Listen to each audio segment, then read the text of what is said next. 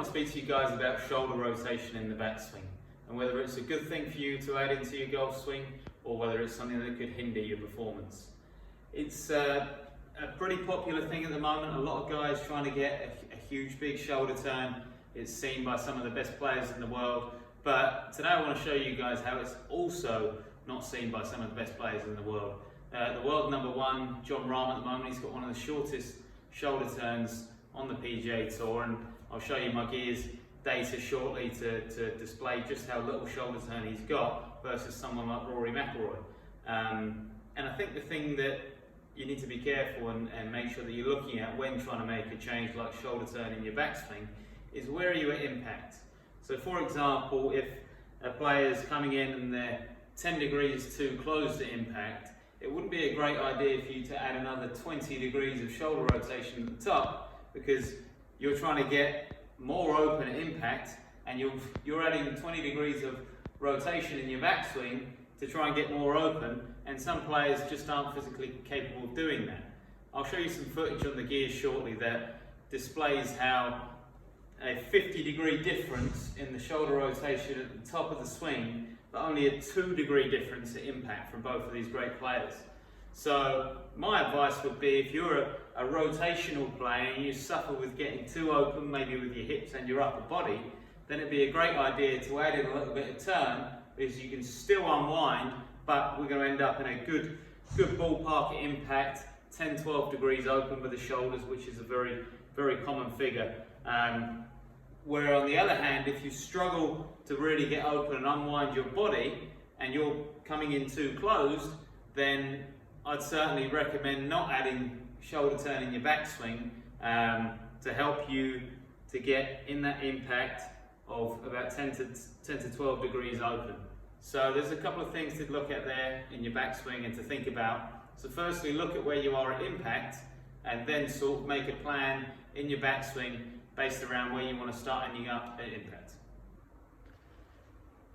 So here we're looking at Rory McIlroy on our Gears 3D system. And Rory's swinging this driver at 123 miles per hour. For a 5'9" guy, he's certainly pound for pound one of the longest out on tour, if not the longest. And we're looking at the above camera angle just to see how big a shoulder rotation he gets. And he's sort of 3/4 of the way back here, and he's already at 110 degrees, which is pretty big. But he doesn't stop there, he keeps going, keeps going, keeps going. And one thing Rory does really well is he stays patient with his lower body. As you can see, his lower body there in the bottom right gets to 42 degrees, and he only unwinds just a mere couple before the club starts down, which is very, very tidy sequence. His right shoulder still turning, and he's just got a mammoth amount of shoulder turn, and what that does is gives him a lot of time. Rory's a very rotational player, and as you can see when I wind him down into impact, just how much his body's unwinding. Here we are at impact, and his shoulders have now arrived at 12 degrees open. So from 132 at the top of the swing, his upper body's unwinded 144 degrees to impact, which is just an unbelievable amount of body rotation. But Rory does such a great job of syncing his arms and his club, and everything moves together with that. But if you can't get as open as Rory does, I mean, you can see his hips are at 40 degrees at the top. At impact, they arrive in the 60-degree open bracket, so another 100 degrees of hip rotation there. If you're someone who can't rotate like Rory, which there's a very good chance you are, then that's why I wouldn't recommend having a monster shoulder turn unless you can really rotate hard. But if you are someone that can, then this is someone who's probably got the most rotation on tour in terms of his top of the backswing to impact, and he does a great job of arriving at a really, really good window there, 12 degrees open. So here we are now looking at Jon Rahm. Jon Rahm also swinging this club very fast, 120 miles per hour.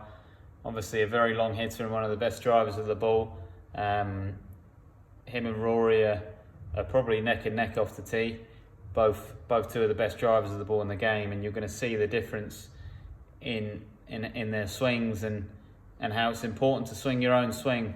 And Jon Rahm notoriously is known for having a very, very short backswing.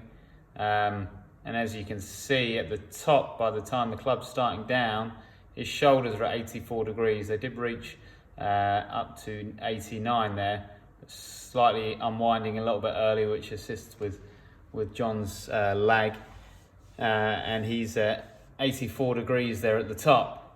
So Rory, as we had a look, he was at 132.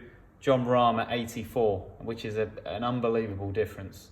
And if one of these guys didn't know what they were doing, and they'd probably look at it and question, the difference there. But it just goes to show that a 50-degree difference in shoulder rotation at the top from two of the best players in the world, that's not the area that we need to be looking at. The big area that we need to be looking at, you'll see the commonality now, as I'll take you down to impact, is Jon Rahm arrives at 11 degrees open there with his shoulders, literally just 1 degree off what Rory was there at impact. So that's the real area that we're looking to try and get consistency, is that impact, which is the most important frame in golf. And Jon Rahm from the top to impact, he was at 84 and he ends up 12 degrees open, so he unwinds 96 degrees, which is considerably less than Rory, but two great impacts. But if one of these guys had more or less rotation with their shoulders, they certainly wouldn't be the player that they are. So a couple of things to consider there when looking at your own golf swing. Jon Rahm transfers a lot of his speed into the club and the handle. His hands are moving very fast versus his body. Rory's generating a lot of his speed from the unwind of his body. Two different ways to do it, but again, let's look at the impact and work back from that and structure a plan as to whether you need to add rotation into your backswing or not. So as you guys can see from the gears data there, two of the best players in the world with completely different backswings. It's very, very important that you're clear on what you're working on. You're not just working on it for the sake of it, or because one of your players that you like on tour swings it that certain way. You've got to find the swing that works for you. If you can get on something like the Gears 3D, I'd absolutely recommend it.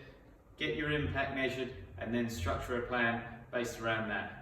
Hope you guys enjoyed the video. If you did, please hit the like button and we'll see you soon.